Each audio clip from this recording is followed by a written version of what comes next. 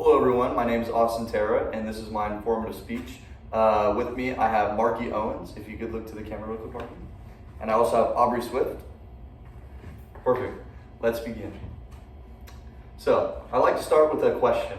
How does everyone here think that the future is going to look different in maybe 5, 10, 20 years? Now, with the rate we're going and the way technology is advancing, one topic I'd really like to base my informative speech over is AI, or artificial intelligence. Now, another word or term for artificial intelligence is natural language processing, or NLP for short. NLP was developed in the 1940s in order to help advance computer technologies and technologies within our, not just in our country, but in our world.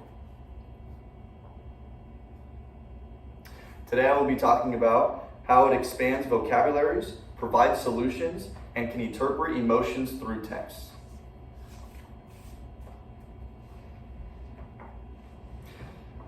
I would like to start with a quote from Georgetown University. So Google Docs uses vectors to translate human language to computer language. Now this can be useful for many different reasons. As we know, computers are a lot smarter than the normal average human brain, probably smarter than anyone on Earth. That's why it is very important for when we input our text, it can be computed into a computer data system and then used on for further processing. Another thing that NLP does, or artificial intelligence does, is it ciphers incorrect text. So we've all been there before where we're on Google Docs or on Word docs and our word is highlighted red, and that means we've incorrectly spelled a word. Now most of us might catch that, but as we can see, the computer has already done it for us. I have another quote, this one from Aleknatis. Grammarly took many steps to develop their model, reviewed research, developed features, and optimizing their model. So as we know, AI and NLP was not built overnight. It was built with a lot of people who were very interested in computers and also had a common goal of advancing technology.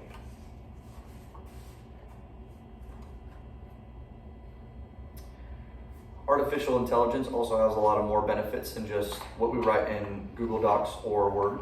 It has also very much improved the medical field and the chemistry fields.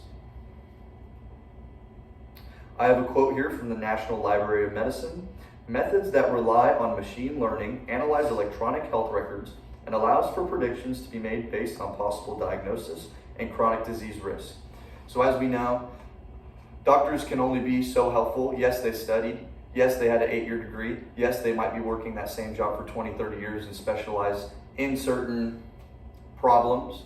However, if it's input in a computer database, it's really, really hard with all the past experiences, and the computer remembers all of them, and it's very hard for the computer to get that algorithm wrong. I have a quote from Meadow Freitas. NLP can solve arithmetic and algebra, and math has been made easier with NLP. Now, as we also know, computers are also a lot smarter when it comes to solving complex algorithms in math problems. And our last topic is deciphering emotions through text.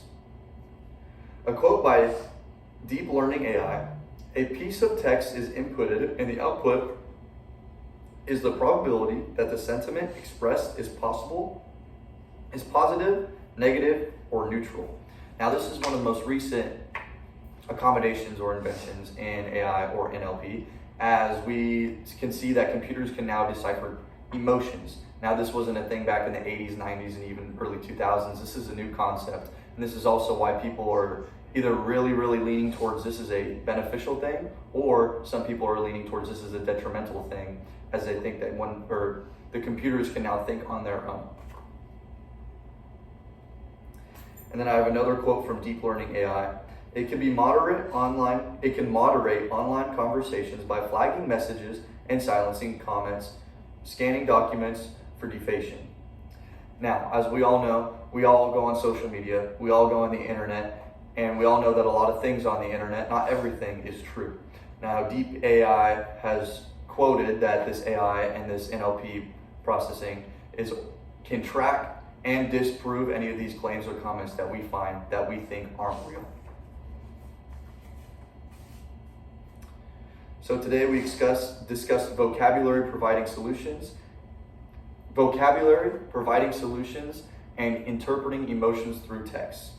With this technology, who knows what the future will have in store? And before I end, I would also like to show my note cards, as I realized I did not show my note cards. Introduction, main point 1, main point 2, main point 3, and conclusion. Thank you.